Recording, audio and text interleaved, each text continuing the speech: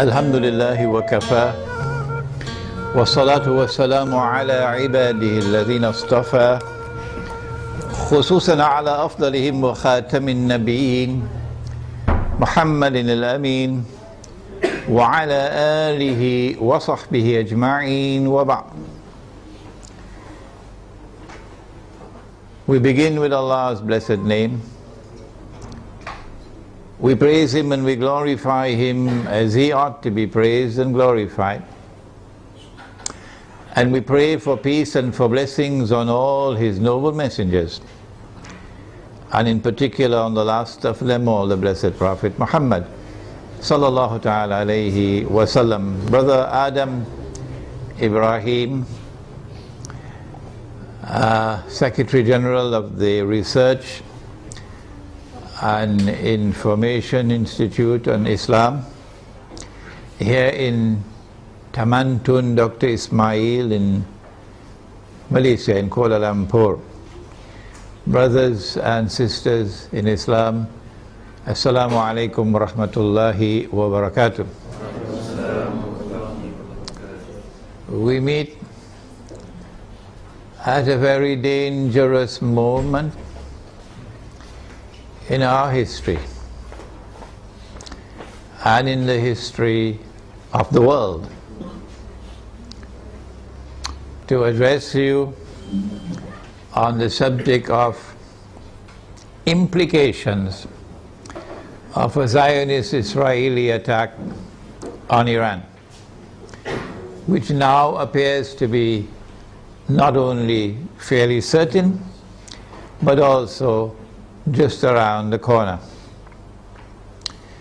In the process of offering an explanation of the implications of such an attack, I would have to take recourse to Islamic eschatology to locate the implications of that attack in the larger framework of Islam's conception of Akhirul Zaman, because I am convinced that it is located precisely in that subject. In the process also of offering my analysis, I will have to offer opinions of mine. If a politician and a prime minister and a government official and a businessman and a carpenter and a taxi driver can offer opinions, why can't a scholar of Islam do the same thing? What's wrong with that? Provided, of course, that we recognize that only Allah does not make mistakes, number one. And number two, in my instance, I always insist that when I offer my opinion or my view on any subject, I insist that my audience should never accept my view unless and until you are convinced that it is correct. If you can offer me anything better than that, please tell me. I think I've reached the limit. So I should be allowed to offer my opinion and my views. I'm not a prophet. I don't have an angel or a jinn whispering into my ears. I'm offering you opinions based on analysis, and I have the right to do so. And those who warn people don't listen to Imran, Hosein, should be ashamed of themselves. Having said that, we say that Israel wants to attack Iran because Israel ultimately wants to rule the world. Because the Zionists want to rule the world. Because the Judeo-Christian Zionist European Alliance wants to deliver to the state of Israel the status of ruling state in the world. That's why we believe all these wars are taking place. But why does Israel want to rule the world? They said some 50, 60 years ago, and even then they were telling monstrous lies. So 9/11 was not the first lie. They said that all that we want to do is to create a Jewish homeland in the Holy Land, where Jews can live in safety and security. That's all we want to do. And we say that was a monstrous lie. What you wanted to do was to establish a Zionist state in the Holy Land, which would seek to impersonate Holy Israel, the Holy State of Israel, that was established by Nabi Dawood alayhi salam, the Prophet David, and Nabi Sulaiman alayhi salam, the Prophet Solomon, and that this Zionist state of Israel would one day rule the world. That's what you wanted to do. And you want Israel to rule the world, so that one day, not too long from now incidentally, a man would stand up in Israel. Nabi Muhammad alayhi salatu wasalam described that man to us 1400 years ago or more. So if you're listening in Washington tonight, let's tell you what the Prophet said. And if you're listening in London and in Jerusalem tonight, let's tell you what Prophet Muhammad alayhi salatu wasalam said. He said that that man would be a Jew. He would be a young man. And so the end of history will witness young people taking over the world. He would be a powerfully built man. He would have curly hair. And he would declare,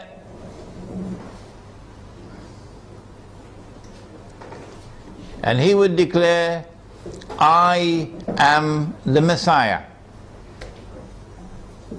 But that would be a lie. The Messiah is the son of Mary. Sorry, more than that. He was the son of the Virgin Mary. There's only one virgin in the world who ever gave birth to a son and still remained a virgin. And that was Jesus, Nabi Isa alayhi salam. He is the Messiah. Muslims believe that. And most Christians believe that. I don't know whether the Zionist Christians also believe that. Somebody should ask them. He is the Messiah. And one day he's coming back, said Nabi Muhammad alayhi salatu wasalam. Whether Washington believes that or not is irrelevant. One day he's going to come back, said Nabi Muhammad alayhi salatu wasalam. And when he comes back, he's going to rule the world from Jerusalem. That is in the hadith, because he would be Hakimul Adil, a ruler who will rule on the basis of justice. Those who today rule the world do so with injustice. That's why they want this Israel to rule the world. Because that man who says, I am the Messiah, would not be the son of the Virgin Mary. No, said Nabi Muhammad alayhi salatu wasalam, he would be Al-Masih Ad-Dajjal, the false Messiah, the Antichrist. Every Muslim knows about him. Most Christians know about him. I don't know about the Zionist Christians. And so lots of people know this subject. And that moment when that man is going to rule the world from Jerusalem appears to me to be around the corner.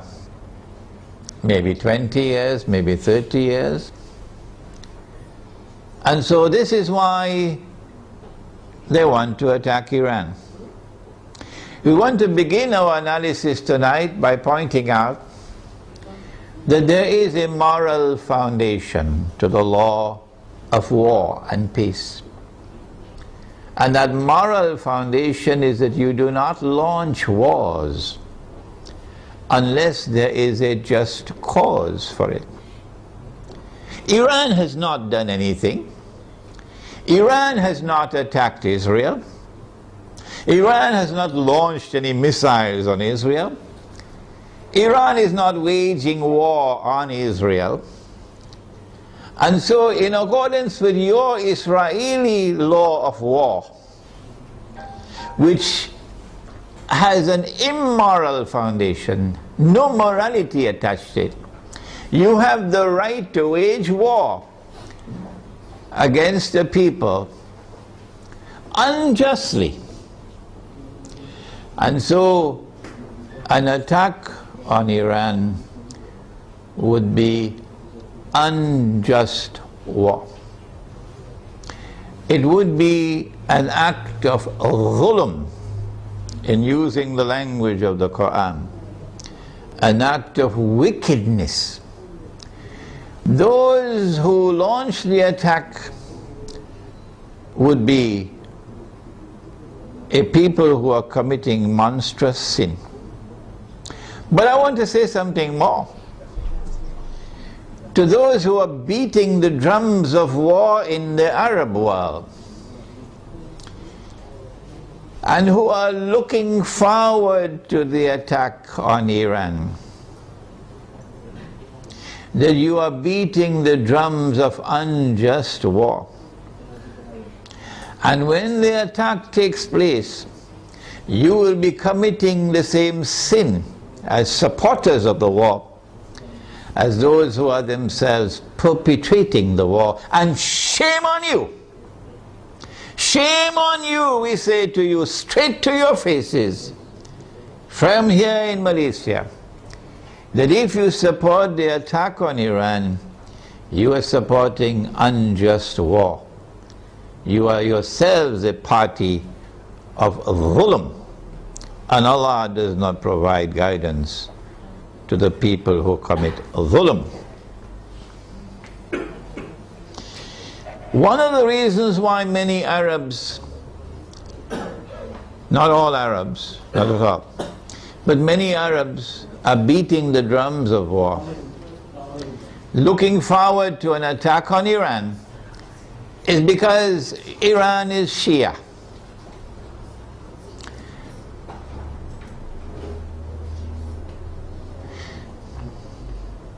They hold the view that Shia are kuffar, and hence it is permissible to launch war on the kuffar, the disbelievers.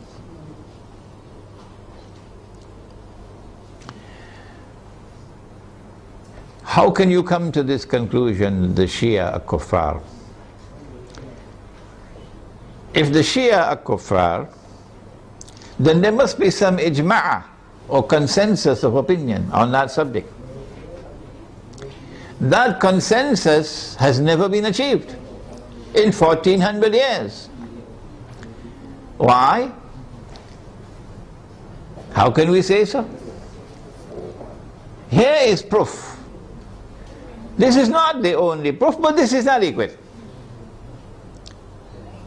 That no regime in control of the Hijaz, in control of the Hajj, in our history that we know of, has ever prevented the Shia from performing the Hajj.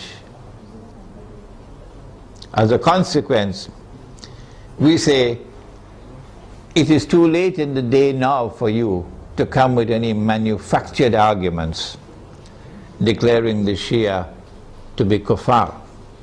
Yes, we agree that it is an act of profound misguidance to declare that Abu Bakr as-Siddiq radiallahu ta'ala anhu was a usurper, and that Umar Farooq radiallahu ta'ala anhu was a usurper, and that Uthman Ghani radiallahu ta'ala anhu was a usurper.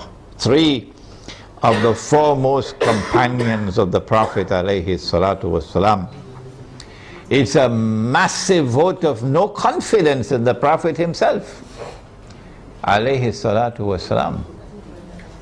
And we say of those who insist that these 3 companions of the Prophet alayhi salatu wasalam were usurpers, we say you are profoundly misguided. But we never say that you are not Muslims. You still are our Muslim brothers. And so the argument that the Shia are kuffar and hence it is permissible to launch war on them is invalid. But secondly, does the religion of Islam say it is permissible to wage war on kuffar? Where did you learn your Islam from? Mars or Venus or Jupiter? Huh? This is the religion of Islam. Truth is from your Lord. فَمَنْ شَاءَ فَلْيُؤْمِنْ وَمَنْ شَاءَ فَلْيَكْفُرْ. Whosoever wishes is free to accept, and whosoever wishes is free to reject kufr. La ikraha fi ad-din, says the Quran. There is no compulsion in matters of religion. And so you are not permitted in Islam to wage war against any people because they are kuffar. No. There is a version of Islam today which has emerged in the world, which seems to have originated in Saudi Arabia with Sheikh Muhammad Abdul Wahhab. It used to be called Wahhabi, it's now called Salafi, and I have students of mine who are Salafi, and they are my students, which can best be described as a Protestant version of Islam. Protestantism in the modern world is a conception of religion which reduces religion to texts and which interprets texts literally.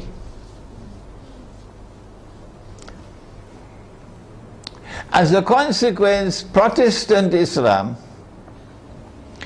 is incapable of distinguishing between appearance and reality, particularly when they differ with each other. But let's leave that fairly technical subject for a while. It is Protestant Islam today which is beating the drums against the Shia.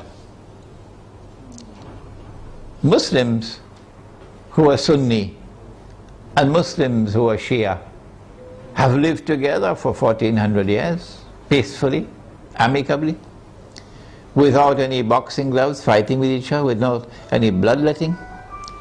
And it is strange that at a time when the Zionists are about to move to their final stage of the mission, there should come this strange drum beating from that version of Islam, with great hostility to the Shia and paving the way for promoting war against the Shia. They call it a jihad against the Shia. They would like to force the Shia to abandon their Shia beliefs and to become Sunni.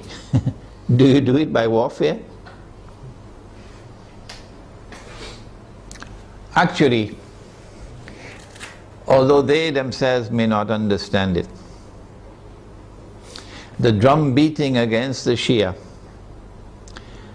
and the attack which is about to be launched on Iran is located in a larger framework in which those who are waging war on Islam are seeking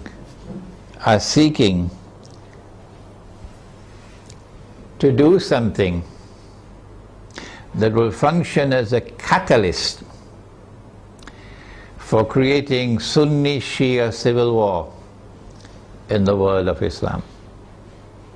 Sunni-Shia civil war would be something that would be massively beneficial for Israel.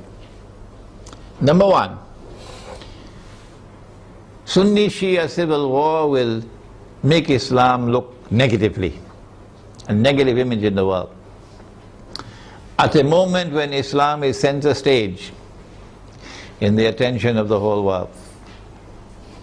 Number two, Sunni-Shia civil war in Islam, Sunni versus Shia, would function as a diversion, diverting attention, both Muslim and non-Muslim attention, away from the plans of the Zionists to rule the world. Thirdly, Muslims fighting against themselves will obviously lead to a loss of power.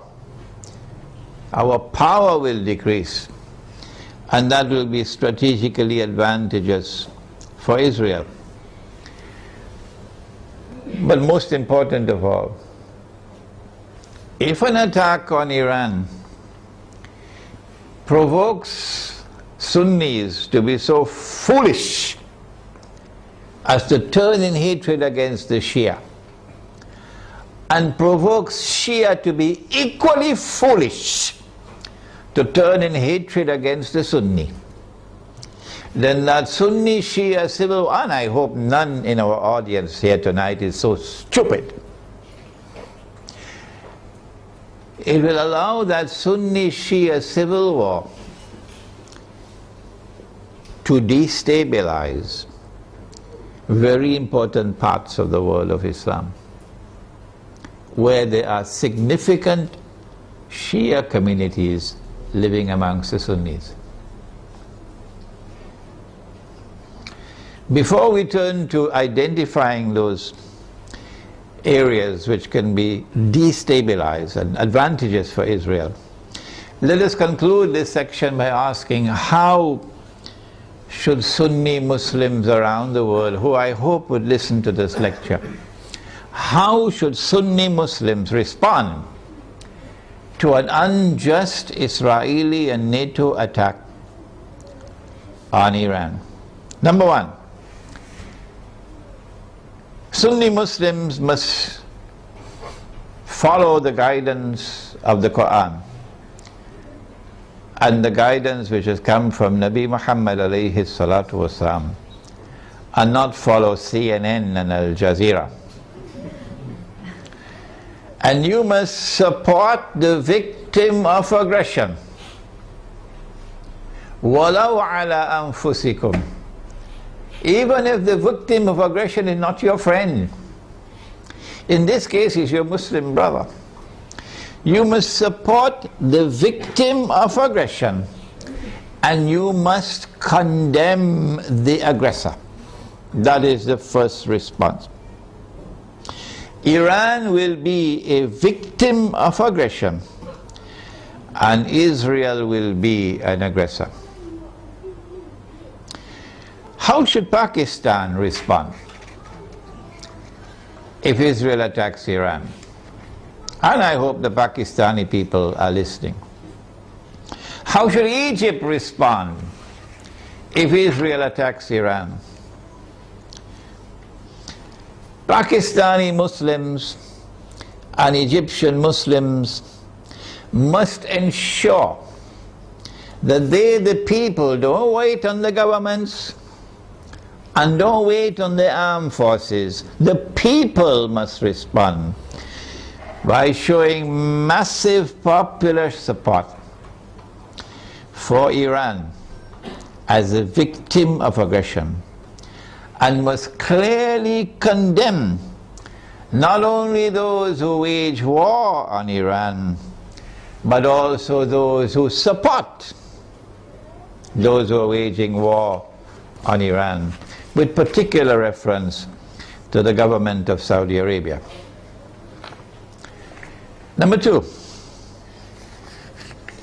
so we have dealt briefly with the Sunni-Shia civil war problem.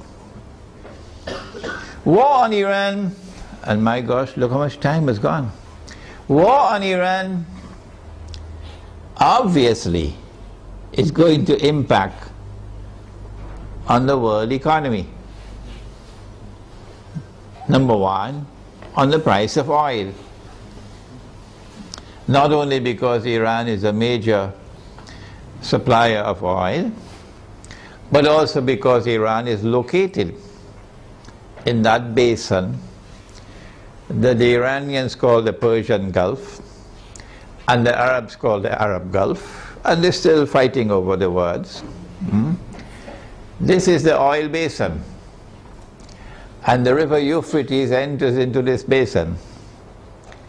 And Nabi Muhammad alayhi salatu wasalam told us 1400 years ago that the river Euphrates will uncover a mountain of gold. I suggest that you don't wait for the metal. I want to suggest to you that this is not a text to be understood literally. Protestant Islam is going to wait for a mountain of the metal. Let them wait. And we're not speaking disrespectfully of Protestant Islam. No, we're not speaking disrespectfully of the Salafis.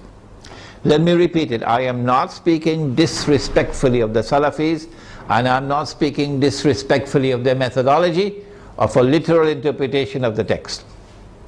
All I'm saying is let them wait for the mountain of the metal. We interpret the text differently. And we say that mountain of gold is already here. And it's black gold. And it's oil. And the Prophet prophesied that they're going to fight over it. And in the end, 99 out of every 100 are going to be killed. Conventional wars don't kill 99 out of every 100. Conventional wars do not kill 99% of all combatants. This has to be nuclear war to kill 99% of all combatants. Okay? So the Persian Gulf or the Arab Gulf is waiting for nuclear attacks. The price of oil is going to shoot up because Iran can also block the Straits of Hormuz. It's in our Iranian territory on this side and Oman on that side. It's not difficult for Iran to block the Straits of Hormuz and disrupt the passage of oil tankers. So we can anticipate fairly confidently that the price of oil is going to escalate dramatically once the attack takes place. And the American government knows that. And that's why the American government does not want Iran to be attacked. Because the American government knows, and the Federal Reserve knows, and the bankers also know that the US dollar is going to collapse. It will not survive an Israeli attack on Iran with the price of oil shooting up through the roof. And if the US dollar collapses, of course, they're going to have to demonetize the US dollar. It will no longer be legal tender. They have to have something in place. They probably already have something to replace it, but at a fraction of its previous value. The American economy is going to collapse. Large numbers of white Americans are going to lose their wealth. And many of them are going to be listening to this lecture. There's going to be chaos in the United States when the economy collapses. There can be riots in the United States, and they're already anticipating that. And so an attack on Iran would lead to economic, financial, and monetary consequences that will be disastrous for the US economy. Israel wants to become the new ruling state in the world. And for that you have to go to my book. Would someone kindly give me a copy of Jerusalem in the Quran? You have to go to my book Jerusalem in the Quran for the Islamic eschatology. The Dajjal, when he's released, on earth will live for 40 days. The Prophet said, one day like a year, one day like a month, one day like a week, and all the rest of his days like your days. We said a day like a year, and Britain became the ruling state in the world. And the world experienced what they call Pax Britannica. It wasn't Pax at all, it was only war. And then came a day like a month over here, and the United States of America replaced Britain as the next ruling state in the world. And Pax Britannica was replaced with Pax Americana. And the British sterling pound was replaced by the US dollar. And we said, this is our opinion, that a day like a year came to an end and was replaced by a day like a month. This is the first time in our history that this hadith was interpreted this way. And now we are saying that a day like a month is coming to an end and a day like a week is commencing. And so there has to be a passage from the United States to a third ruling state. And 10 years ago when this book was published, we said the third ruling state is Israel. Israel wants to become the third ruling state. For Israel to become the third ruling state, the United States has to collapse.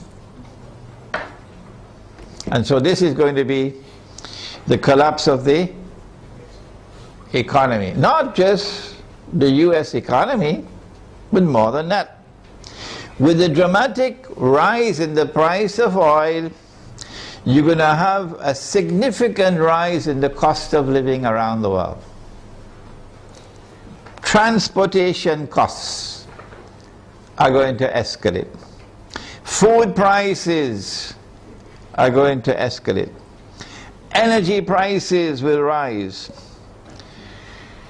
And this is also going to affect the prices of manufactured goods. The poor of the world will sink as soon as Israel attacks Iran into greater poverty and in some cases destitution. In Yemen now, they can't afford to buy the cooking gas with which to cook. The middle class around the world will sink into poverty. And when there are so many poor, the majority of mankind in poverty, it's going to be easier. It is going to be easier to rule the world.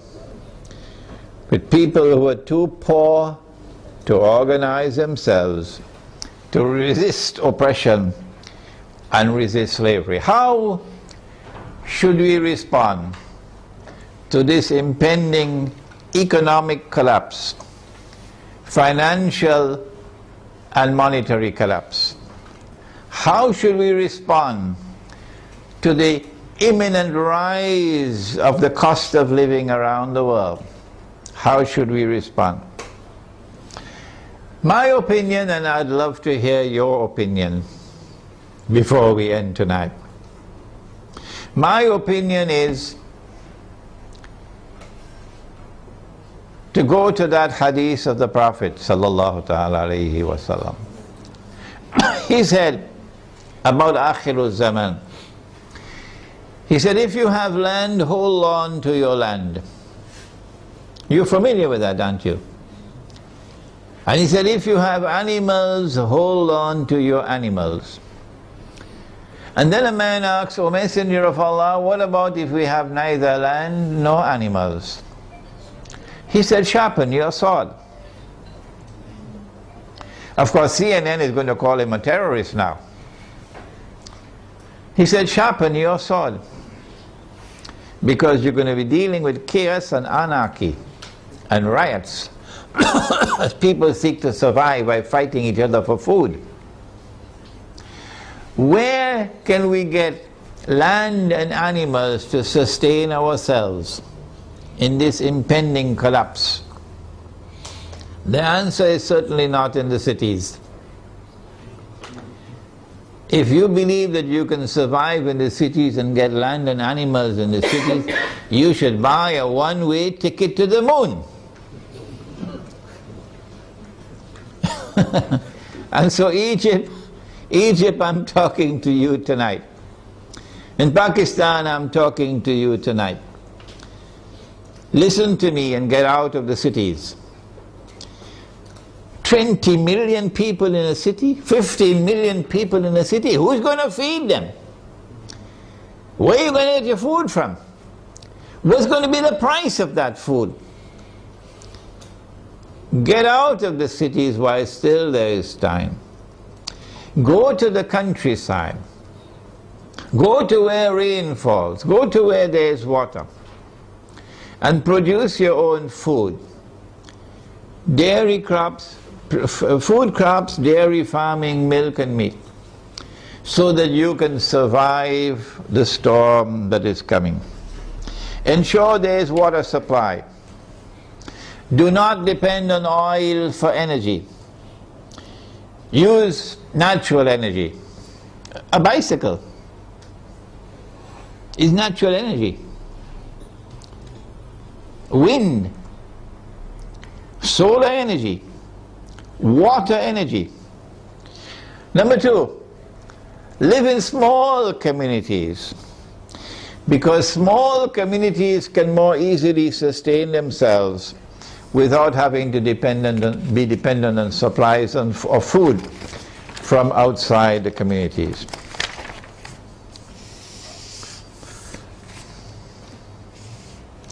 We now return to Pakistan.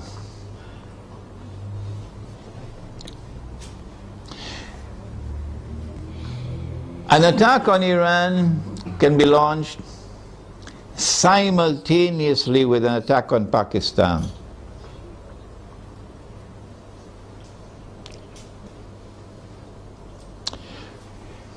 The purpose would be to eliminate Pakistan from the nuclear club. But we've been saying this for 10 years now.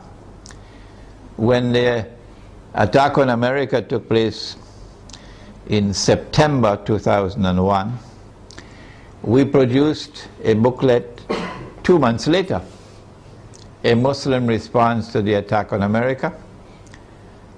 That booklet is on my website. And in that booklet we said that those who planned and executed 9/11 had as their ultimate target Pakistan. And they put the blame on Afghanistan so that they could put their troops in Afghanistan, so that they will be advantageously located for moving in on the final target, which is Pakistan. Why Pakistan? Why is Pakistan so important? The answer is Pakistan is a member of the nuclear club. It is the only Muslim country which possesses nuclear weapons. And according to the Bible of the Zionists, no Muslim country must be able to defend itself. The Zionist Bible says that no Muslim country must have nuclear weapons. But the Zionist Bible says Israel can have as many nuclear weapons as it wants. And Israel should be able to also use its nuclear weapons according to their moral law. And because Pakistan has nuclear weapons, Pakistan has to be denuclearized. Their strategy for denuclearizing Pakistan appeared to me 10 years ago to be to try to so destabilize Pakistan that there may be civil war in Pakistan, and then use that civil war as an excuse that we have to save the world from a nuclear holocaust.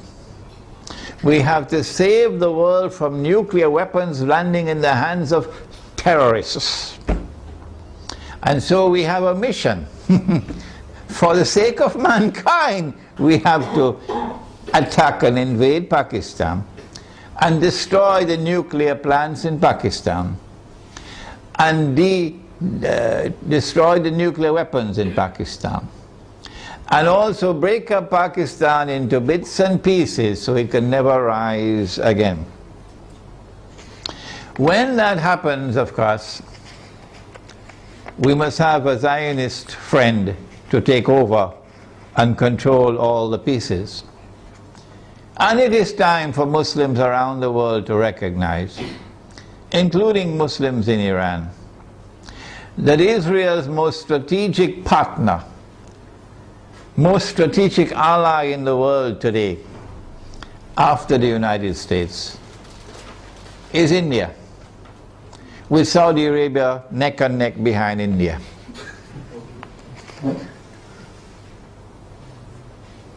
And so, not only must India be involved in the attack,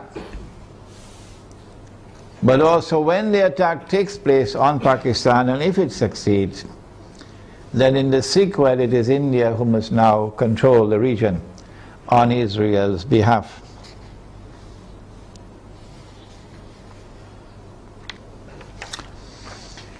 An attack on Pakistan, a successful attack on Pakistan, and the denuclearization of Pakistan and the breakup of Pakistan into bits and pieces will impact upon Muslims in the whole of that subcontinent in such a way as to bring about a state of demoralization and despair, and send shock waves to Muslims in the rest of the world. That one of the largest Muslim communities around the world, in India, Pakistan and Bangladesh, have now come under the foot of Hindu India.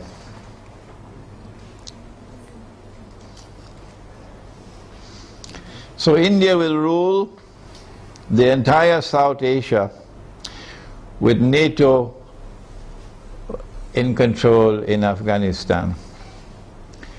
What should Pakistan do at a time like this? This late hour. Perhaps it's already too late for Pakistan to do anything, because those who have controlled Pakistan politically and those who have been in control of the Pakistan armed forces have distinguished themselves with their stupidity. And I have to use a harsh language. I'm so sorry to use this harsh language against them. Their awesome and monstrous stupidity these last 10 years since 9/11 in supporting war on terror, which is a euphemism for war on Islam, supporting NATO in the attack on Afghanistan, your innocent Muslim brothers in Afghanistan, and you supporting NATO, killing innocent people. But more than that, handing over the territory of Pakistan to the Zionists. Have you no shame? This is what you did for 10 years. That all the NATO supplies going to Afghanistan went to the territory of Pakistan, and it took you 10 years to stop it. Only when NATO killed 23 Pakistani soldiers, they didn't do by accident. They launched that attack on the Pakistani post while he was sleeping to send a message to you that that's it, the friendship is over, we're coming to attack you now. So only when that happened, now you're going to stop them from transiting the territory of Pakistan with supplies for the NATO troops in Afghanistan?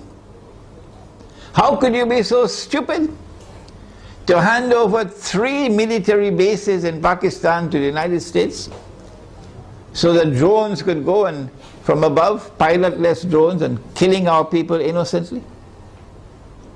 And now when the knife is about to cut your throat, only now you're waking up?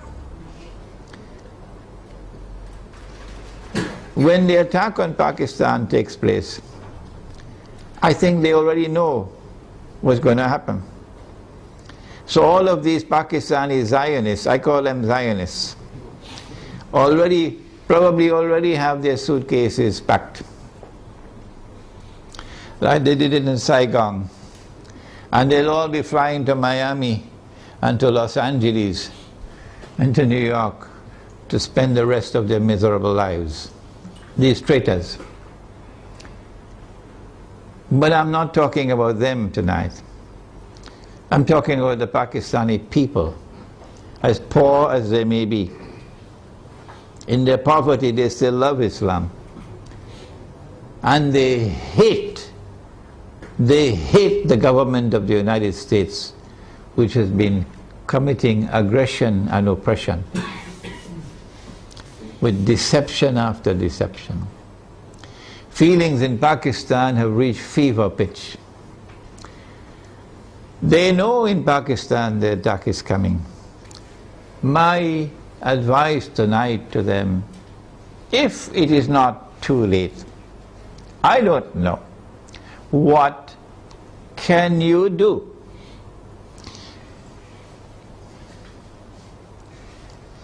My answer is,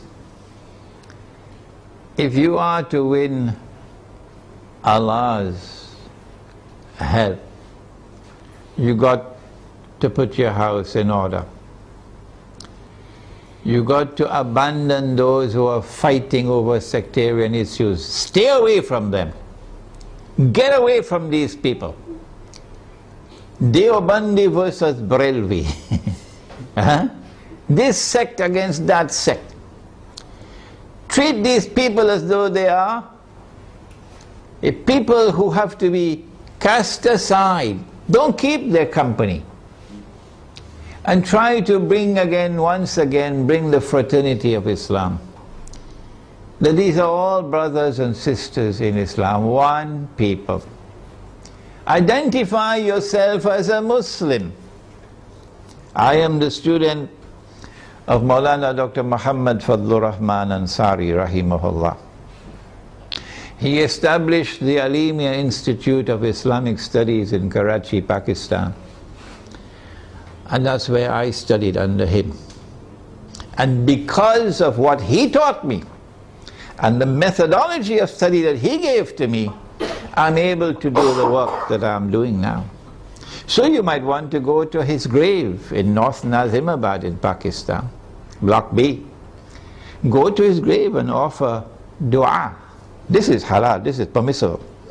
To offer dua that Allah might forgive him his sins, and grant him nur in his grave, and grant him Jannah. Ameen. Maulana Fadlur Rahman Ansari rahimahullah never joined in the sectarian warfare in Pakistan. Never. And he established the Alimia Institute as a non-sectarian institute. He was not Deobandi and the institute was not Deobandi. He was not Barelvi and the institute was not Barelvi. Let me repeat that to those who are now controlling the institute, where I studied and where I was once the principal. He established an institute which was neither Deobandi, nor Barelvi, nor Ahle Hadith, nor Wahhabi. It was Muslim. And he said himself, I am not Deobandi, I am not Barelvi, I am not Ahle Hadith, I am not Wahhabi, I am Muslim. That's his statement. And that's the way out for Pakistan today. To get out of this cancer of sectarian warfare. Number two, Allah made riba haram. Pakistan is miserably poor today because of riba.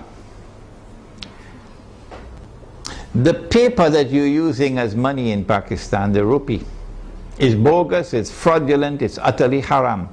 And it's a vehicle of riba. Your ulama in Pakistan have not been able to recognize that all these years.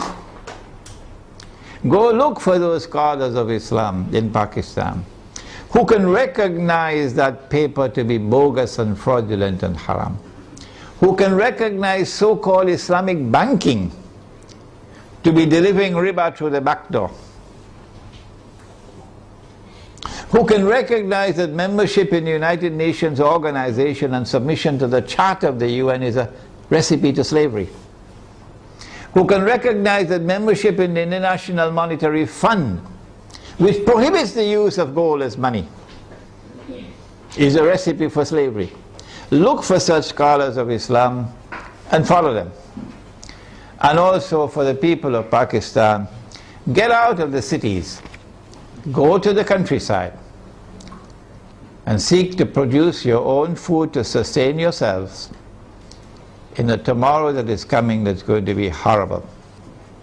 Let us now turn to implications for the United States of America. As soon as Israel attacks Iran,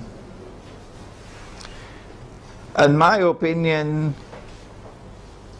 is that Israel is not going to attempt to deliver a knockout blow.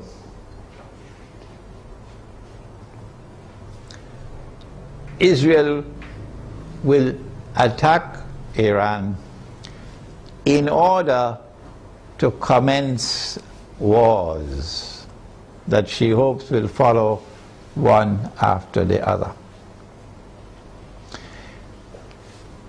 As soon as Israel attacks Iran, the first implication is that Iran is going to attack Iraq. And Iran is strategically poised, advantageously poised, to attack the United States in Iraq.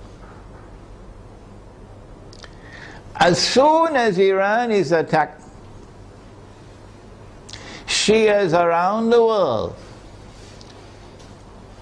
are going to respond with solidarity with Iran. And that includes the majority population of Iraq, which is Shia. What about the Sunni in Iraq? The Sunnis are waging a war against the United States. They want to get the United States out of Iraq. And if Iran attacks Iraq, the Sunnis are going to also intensify their attacks on the United States. And so the United States is going to be in a no-win situation in Iraq. You'll be facing enemies fighting you on all sides with no friends around you. None. I don't think, and I hope and pray, I don't think that NATO will succeed in getting the Turkish government to act so stupidly to attack Iran. I don't think it's going to happen. No. And let us pray that the Turkish government is not ruled by fools. And so NATO and the United States in particular are going to be faced with war in Iraq that they cannot win. And they can lose. They can lose. And this is what Israel wants. This is what Israel wants. But there's another battlefront I want to turn to now. And this is where we need our military analysts. I wish we had some here tonight. That Iran is also likely to attack Bahrain. And it should not be difficult for Iran to take Bahrain. Bahrain cannot stand up to an attack from Iran. Bahrain is just across the water from Iran.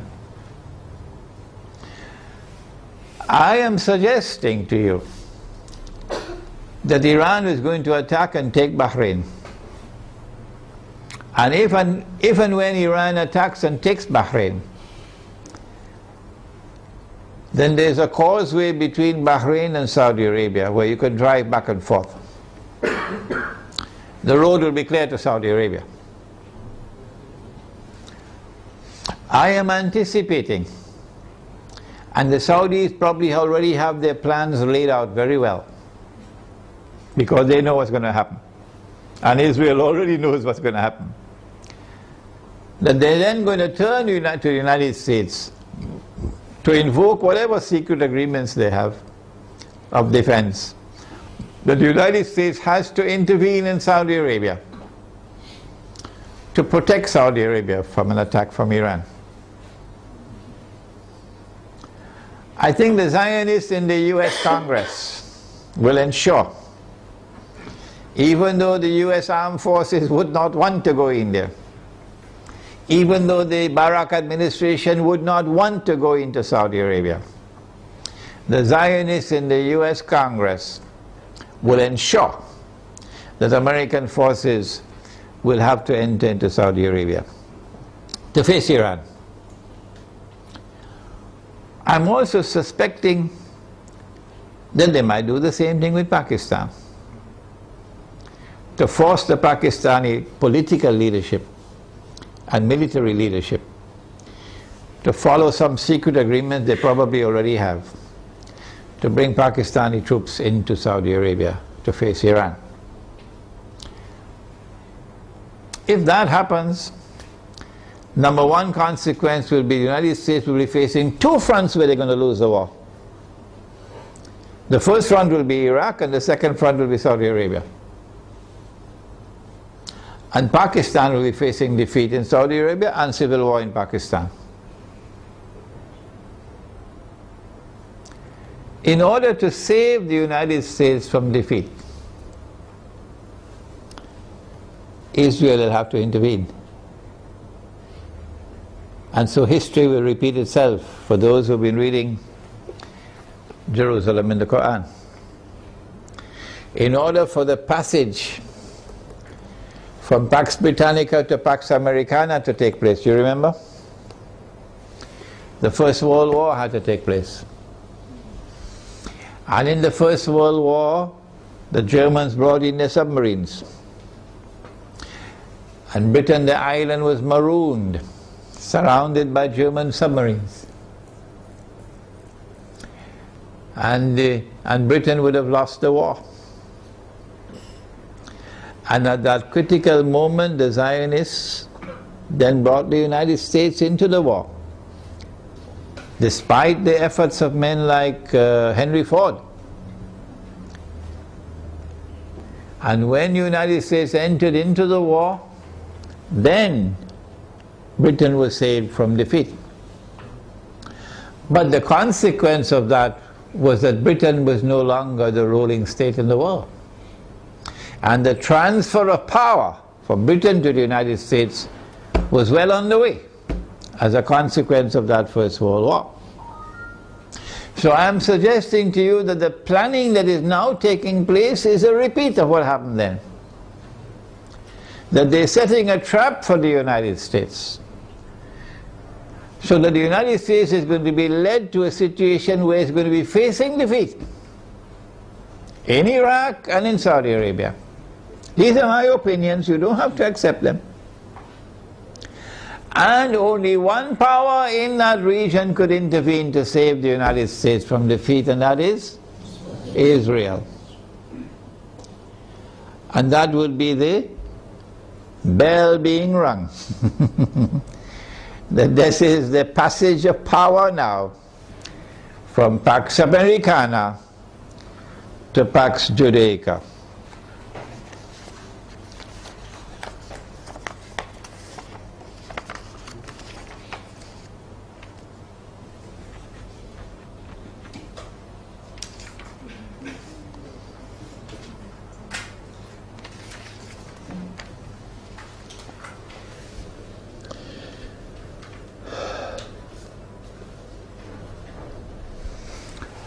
This is the Islamic eschatological dimension to the analysis that a day which is like a month will now be coming to an end.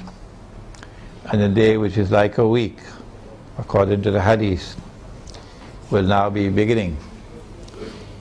The Protestant version of Islam, which is the Salafi version, insists that somewhere on earth, we just have to search, maybe somewhere behind Greenland, you're going to find a place on earth where a day will be like a year.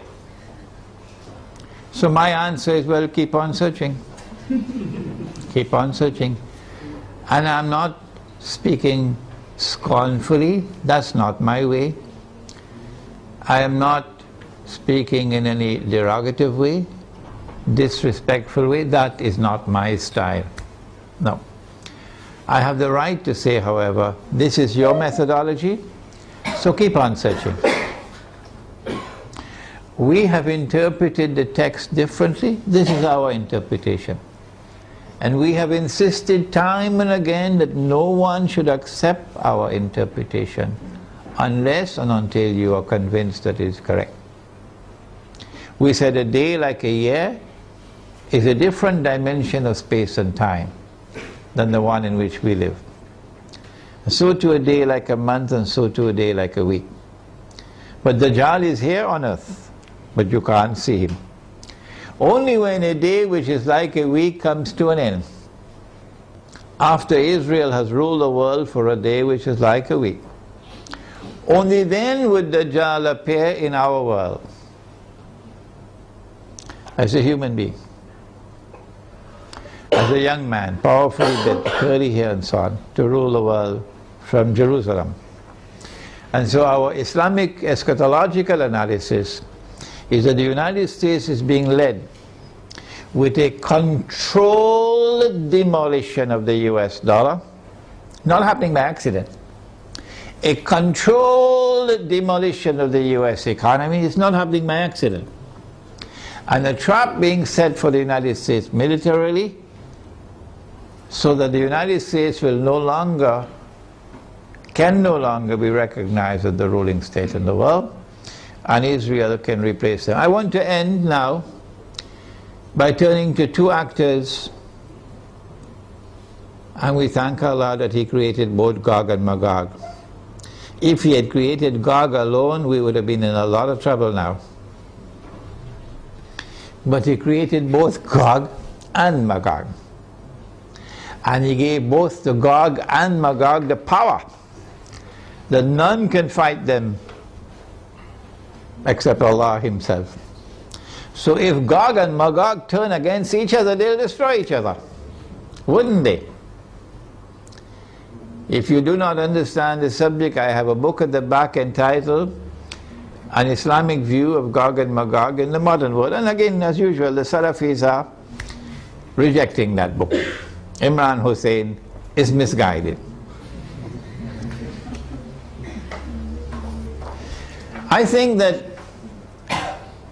for Russia and for China,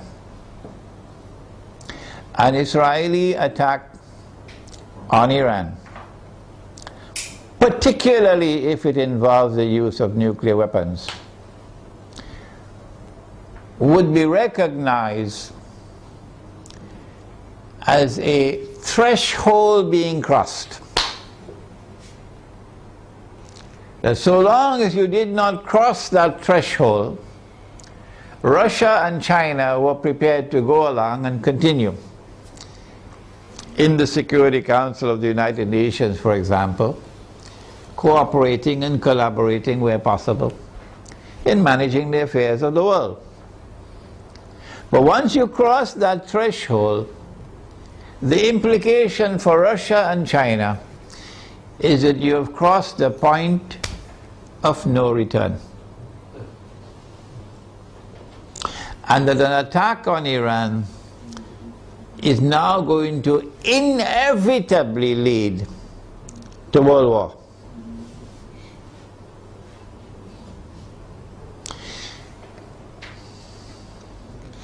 That after Iran and after Pakistan and after the Arabs the Zionists are going to turn on China and Russia to make sure that China and Russia also bend down their knees and accept Israel, so that Israel can become the ruling state in the world.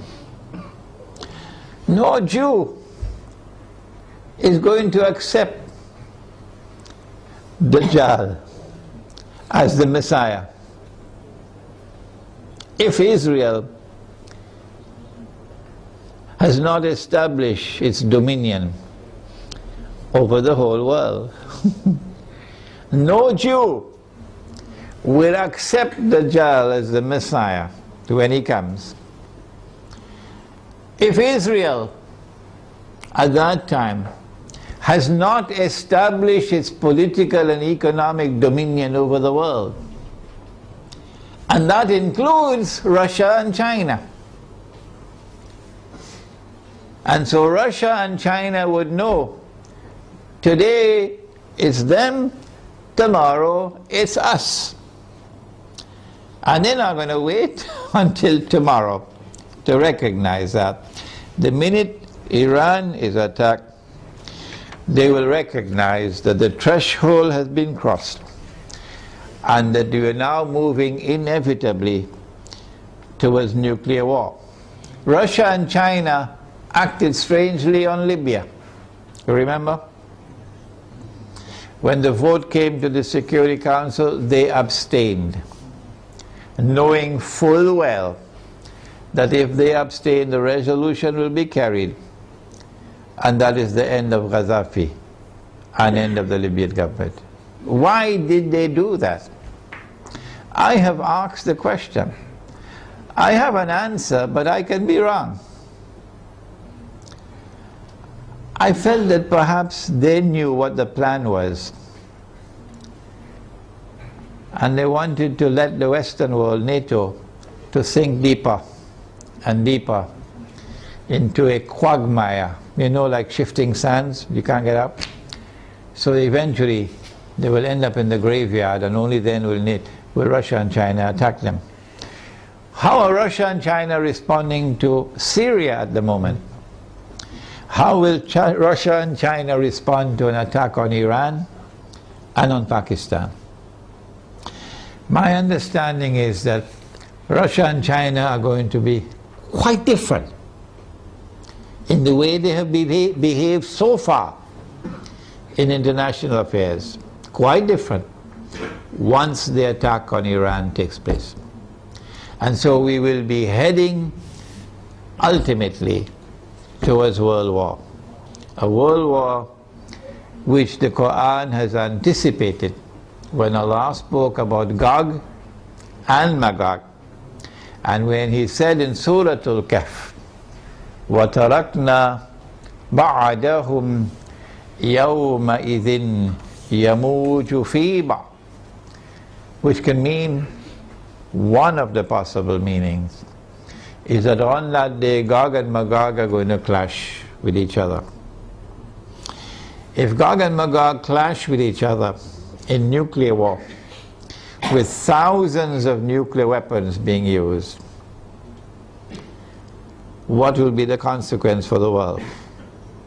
Let me end with Surah Al-Isra, the ayah or the verse of Surah Al-Isra, in which Allah says, بعد أعوذ بالله من الشيطان الرجيم وإن من قرية إلا نحن مهلكوها قبل يوم القيامة أو معذبوها عذابا شديدا كان ذلك في الكتاب مسطورا. And not a single town or city will escape. They'll all be destroyed. And those which escape destruction will be punished with terrible punishment. And all of this is inscribed in the book. This brings an end to our preliminary analysis of the implications of an Israeli attack on Iran. We have certainly not exhausted the subject, and it is likely that we'll have to come back to the subject in a second and a third lecture. But I do believe that we have done sufficiently tonight to provoke you now to think on the subject And I'll be very happy to hear your views and your responses. ربنا تقبل منا إنك أنت السميع العليم وتب علينا يا مولانا إنك أنت التواب الرحيم برحمتك يا أرحم الراحمين آمين.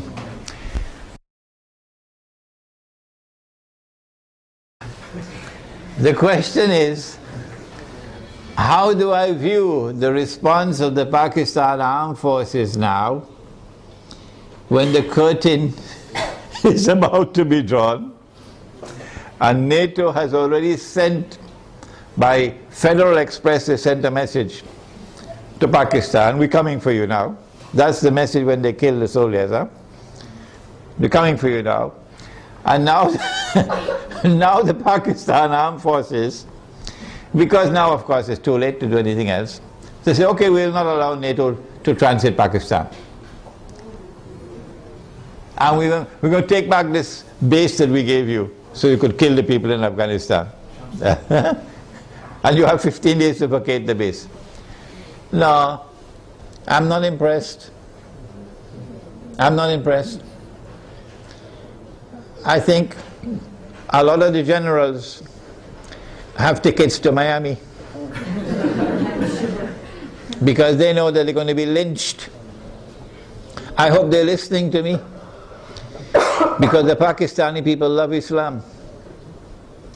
And the Pakistani people are very, very angry with those who have betrayed them and betrayed Pakistan and betrayed the Ummah. Flying first class to Washington anytime Washington calls them for consultation. So I'm not impressed at all. People who have betrayed Allah and His Messenger, and now at the last moment, now you're trying to save face. I'm not impressed. But the overwhelming majority of the soldiers in the Pakistan Armed Forces love Islam, and they're going to fight as faithful and courageous Muslims. That I have no doubt about. It is the command which stinks. It is the command, the political and military command, that I call Zionists. And they're on their way out as soon as Pakistan is attacked. They're finished. They're going to fly to Miami and leave Pakistan to the true Pakistanis. So I'm not impressed. The Muslims in India, of course, are going to be in a much worse situation once Pakistan is attacked. The Muslims in Bangladesh are going to be in a worse situation because of the attack on their morale. They will be demoralized. And it is a function of Islamic scholars to deliver guidance and leadership. And the scholars of Islam are fighting each other over popcorn. Fighting with each other over popcorn. And attacking me because I declare myself to be a Muslim. Who? He's only a Muslim? He's neither fish nor fowl? Who is he? He has no Aqidah? That's now the attack on me. Yeah. Well, let them continue with the attacks. Go ahead.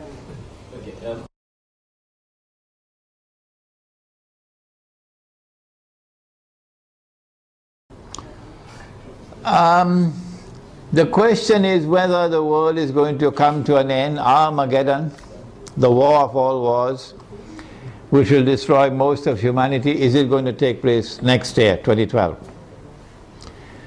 No, I don't think so. No, I don't think so. I mean, Israel will wage war on Iran. I believe that 2012 will witness the commencement of a series of wars, one after the other. And Singapore knows that very well. And these series of wars, once they are commenced, they're not going to stop until Israel replaces the United States as the ruling state in the world.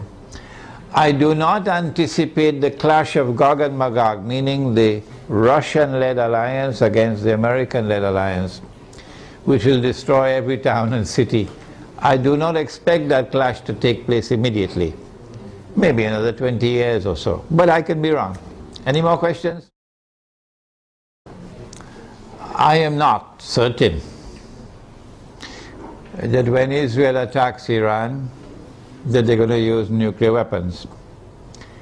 I expect the use of limited nuclear weapons on certain specific sites in order to destroy nuclear plants, underground nuclear plants and so on. But I hardly think that Israel is going to use tactical nuclear weapons in populated areas. The public opinion around the world, the backlash of public opinion will be too great. The hadith he has asked about, that Dajjal will be followed by 70,000 Jews from Isfahan wearing their Persian shawls. And he says that there are now about 30,000 Jews in Iran. Part of the strategy adopted by Gog and Magog has been to accept a religion. The Khaza, for example, accepted Judaism. And so the world witnessed for the first time the unique phenomenon of something called a European Jew. Prior to this, the only Jews that there were in the world were Semitic Jews, Semites. The Europeans are not Semites.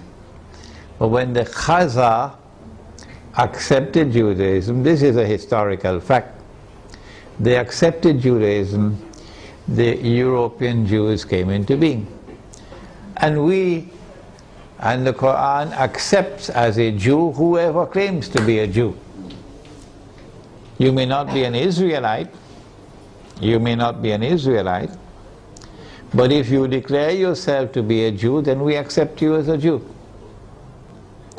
And so when the Prophet said, alayhi salatu wasalam, that you're going to fight the Jews, and you're going to defeat them, and at that time the stones and the trees will speak, and they will say, there's a Muslim, there's a Jew hiding behind me, come and kill him.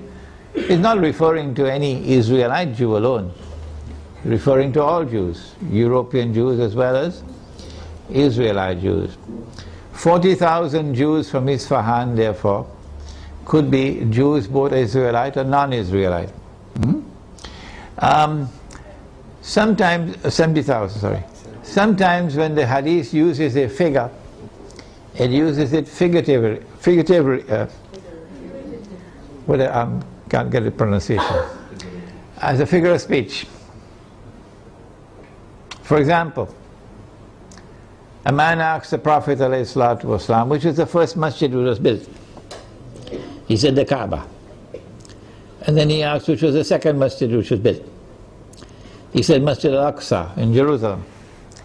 And then he asked how much time elapsed between the two. He said 40 years. 40 years for a few thousand years? 40 years for a few thousand years between this one and that one? How could it be 40 years?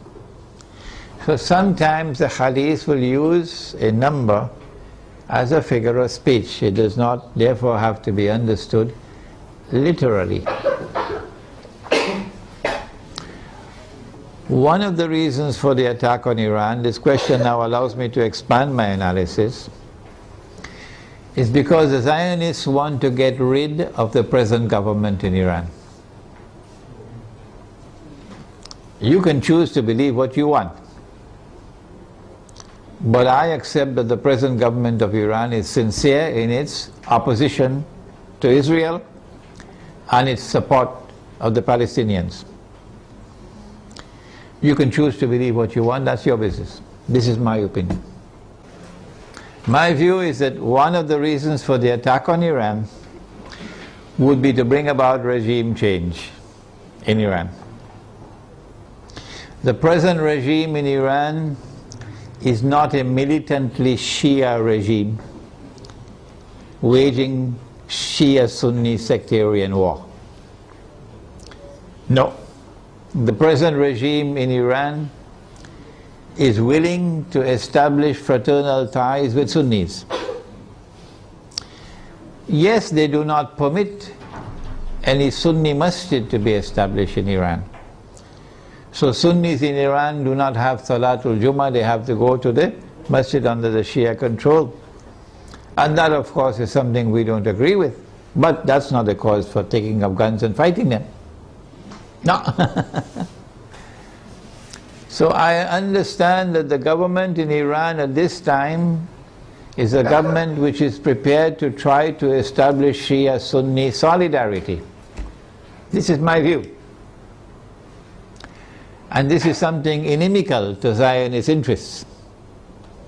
The Zionists would like to direct the Shia world in a direction of confrontation with Sunnis.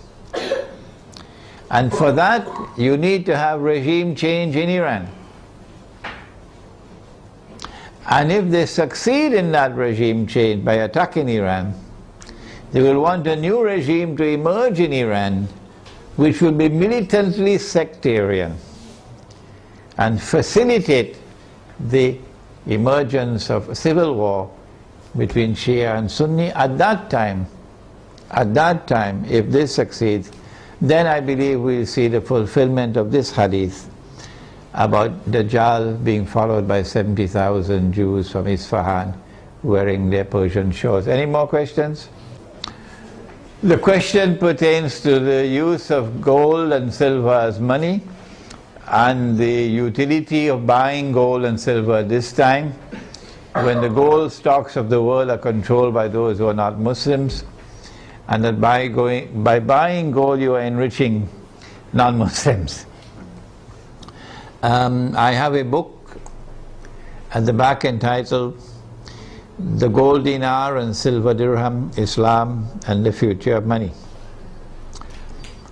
Whether we like it or whether we don't, the world tomorrow, in my opinion, is going to return to gold and silver as money. Whether you like it or whether you don't. I came to this conclusion about 2 years ago perhaps, because of my study of Islamic eschatology, that no Jew will accept Dajjal as the Messiah. None. If Israel is using paper money. Because every Jew knows what the ulama don't know in Islam. Every Jew knows what the muftis don't know in Islam. Every Jew knows that this paper is bogus, is fraudulent, is utterly haram. Every Jew knows that. And it's a vehicle through which mankind is ripped off of their wealth. They all know it. It's only our scholars don't know it. In order for Dajjal to convince the Jews that he is indeed the true Messiah, he's going to have to bring back the money which the temple in Jerusalem used to mint.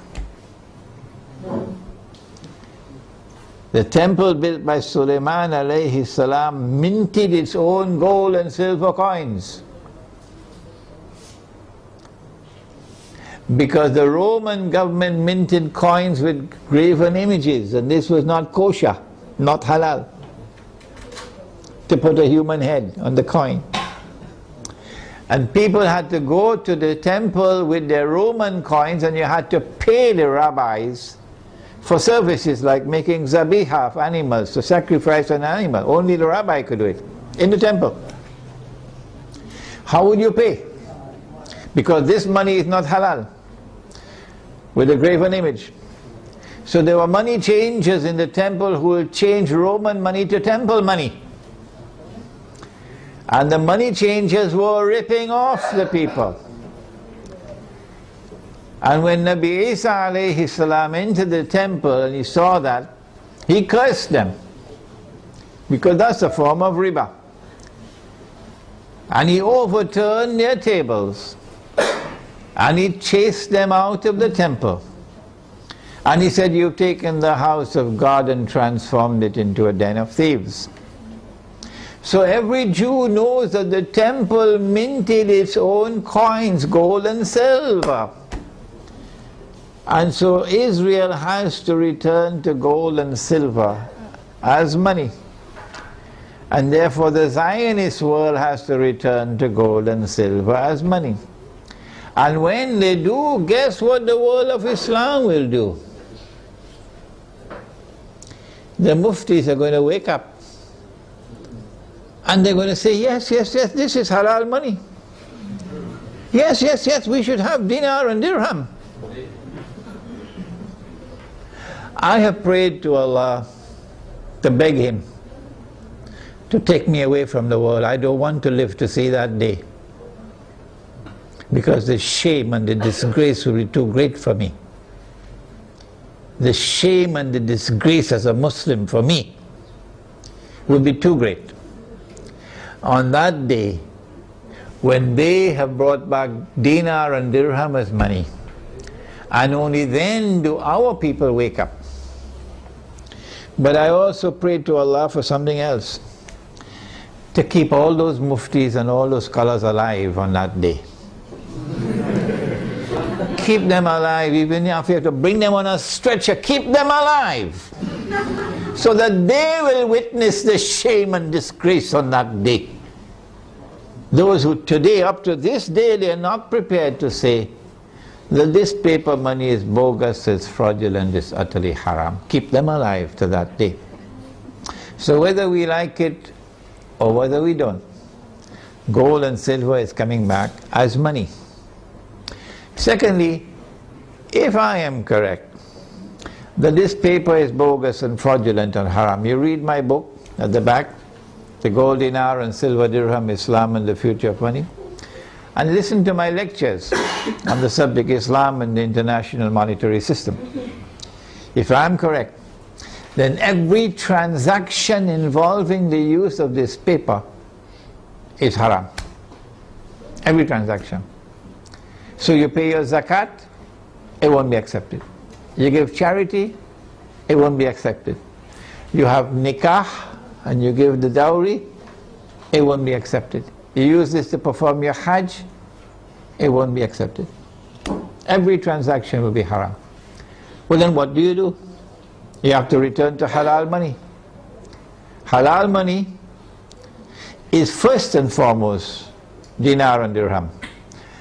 In the event that dinar and dirham are in short supply in a market, then halal money would be commodities of food consumption, which are in abundant supply in the market, which have a shelf life, and which has intrinsic value created by Allah Himself. Any more questions?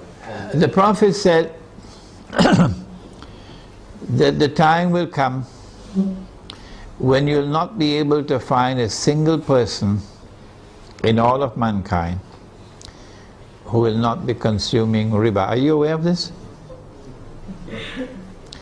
The Prophet said, alayhi salatu wasalam, that the time will come when you'll not be able to find a single person in all of mankind who will not be consuming riba.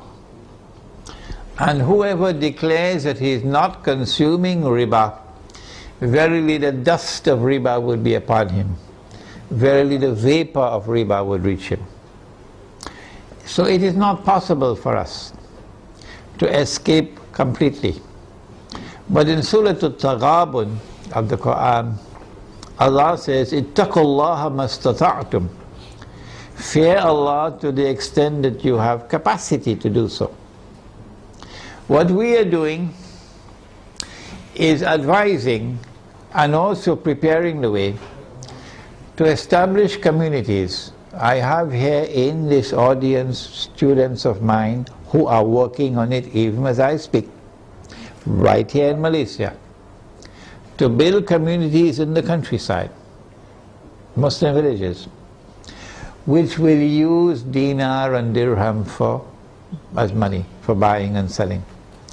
And in those communities you will not use the paper money. At least this is an effort to respond. If you have a better way, tell us, show it to us. We are not convinced that you can do this in downtown KLCC. We are on the contrary convinced that you can do it in the countryside. And once you make that effort, then Allah can help you. Okay? So, even when you build such a community in the countryside, and 90% of all your transactions are halal, you will still have to market your produce. People who are coming from outside to buy, or you buying things from outside, there will still be interaction with the outside world. And that interaction will be involving electronic money. Tomorrow paper will be gone. Okay? So let us agree on this position, that we are obliged to make the best effort. Any more questions? The question is about the euro and the fact that the euro is in trouble. Before the euro was created, put together, you had individual currencies in Europe. Okay? And you still have them, but they're now linked together. If the euro collapses, then you return to what you had before. The German mark by itself, the Italian lira by itself, the sterling pound by itself, the French franc existing by themselves, separate from each other. You just go back to where you were before. But in the same way that the world is witnessing a controlled demolition of the US dollar, so too it's not far-fetched for us to recognize that the same thing is happening to the euro. That this is international banking at work, okay, reorganizing the world in such a way that electronic money will replace paper money, and the banking system will take control of the money system in the world. Governments will no longer have control over money. Banking system will have control over money. The euro cannot stand in the way, and therefore there is this demolition. The US dollar cannot stand in the way, and therefore there is this demolition. One thing concerning gold that I forgot to mention. Do you know there's a hadith about Akhiru Zaman, or the last age? It is there in my book entitled One Jamaat, One Amir, which is out of print at the moment. But that book is on my website, you could read it. The hadith is there that in the last stage, in Akhiru Zaman, the earth will vomit from its liver columns of gold and silver. So they may have control over the gold stocks of the world today, but Allah can cause more gold to emerge. Any more questions? No more questions? As soon as we have the last question, then we can have some Tariq, okay? Yeah, go ahead. What advice do I have for teenagers?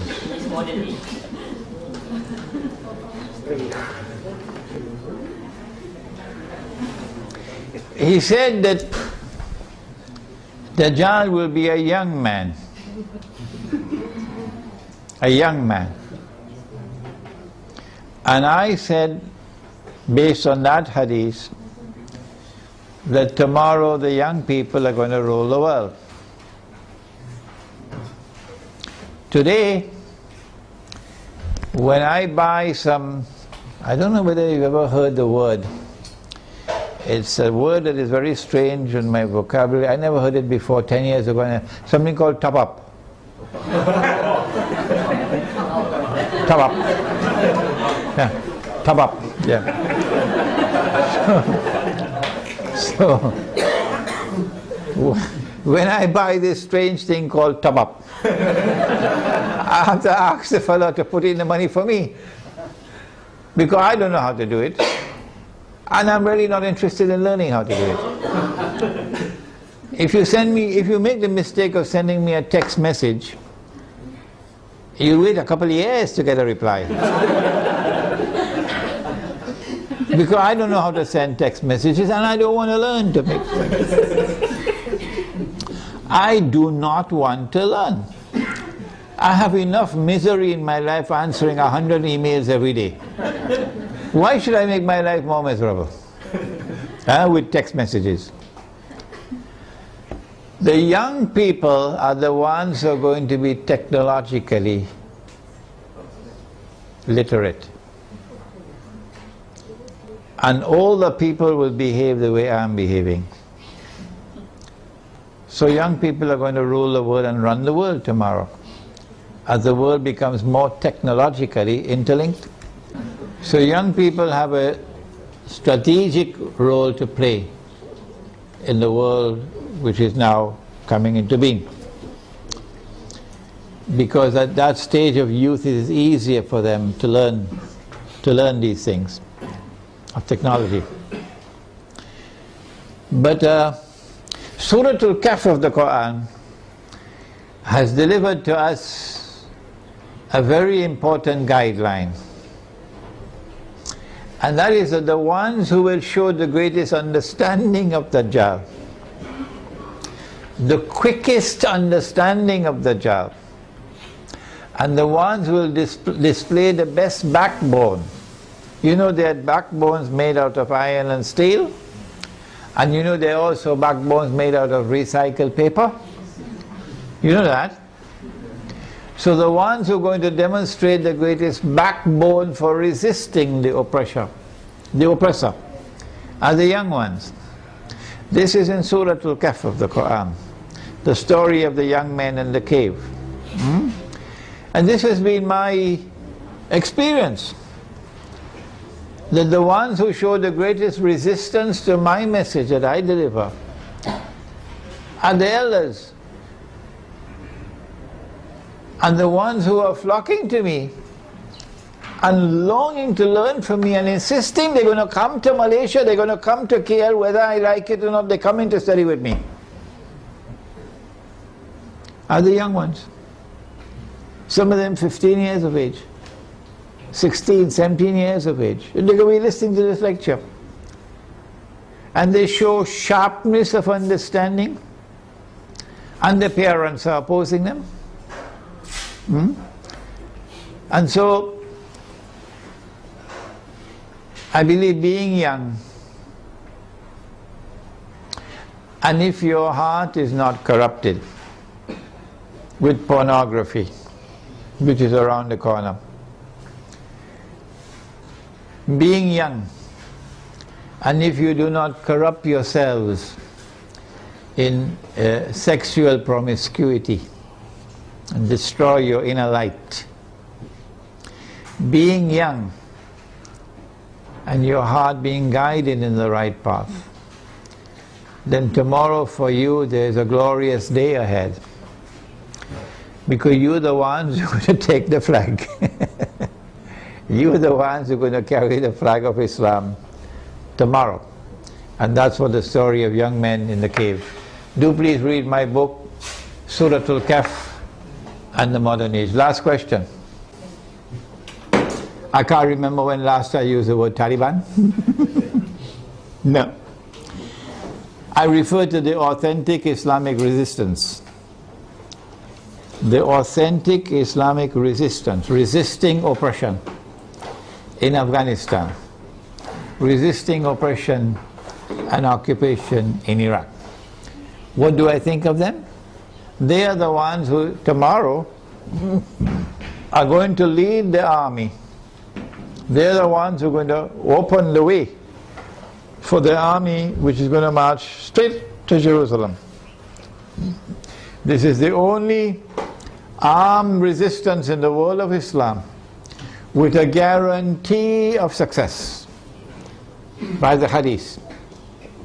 Guarantee of success.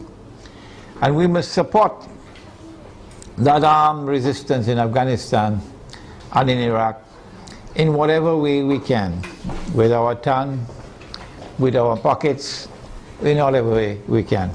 All right, that's enough for tonight. Wednesday night at the Tanaga International University. Tanaga National? International is on.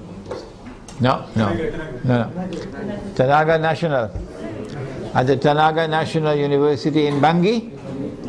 In Bangi, at the same time, 8 o'clock.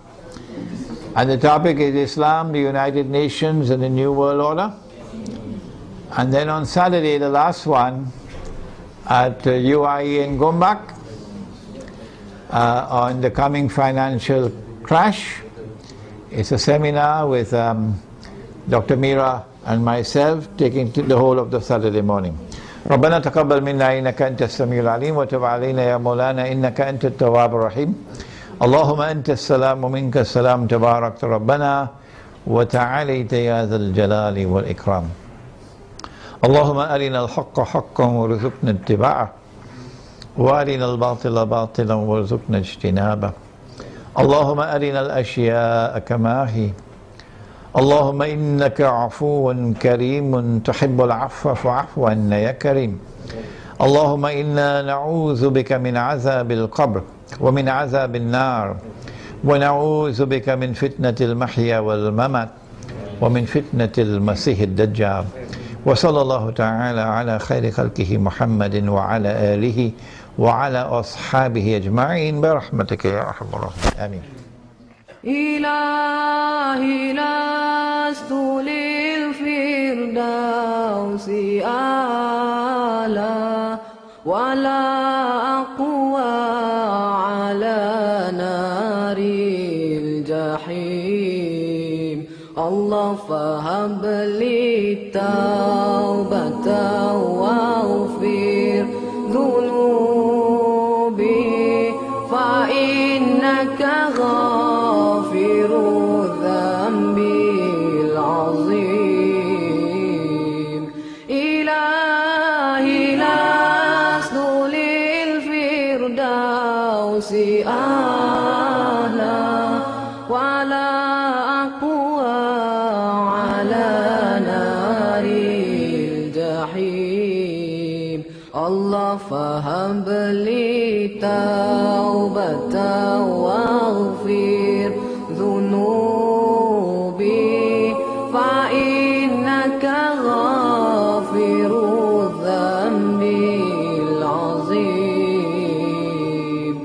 Tuhanku aku tidak layak untuk syurgamu tetapi aku tidak pula sanggup menanggung siksa nerakamu dari itu kurniakanlah ampunan kepadaku ampunkanlah dosaku sesungguhnya engkaulah pengampun dosa-dosa besar Tuhanku aku tidak layak untuk syurgamu tetapi aku tidak pula sanggup menanggung siksa nerakamu dari itu kurniakanlah ampunan kepadaku ampunkanlah dosaku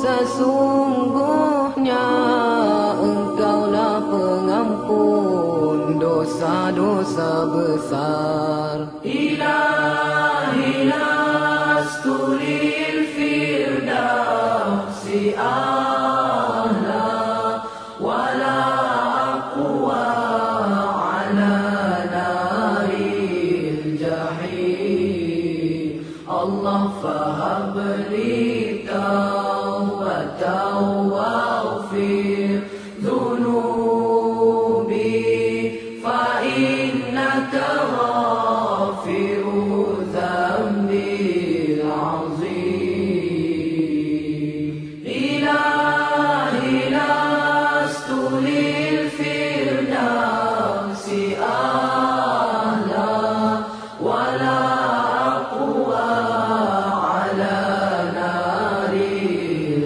jahim Allah fahab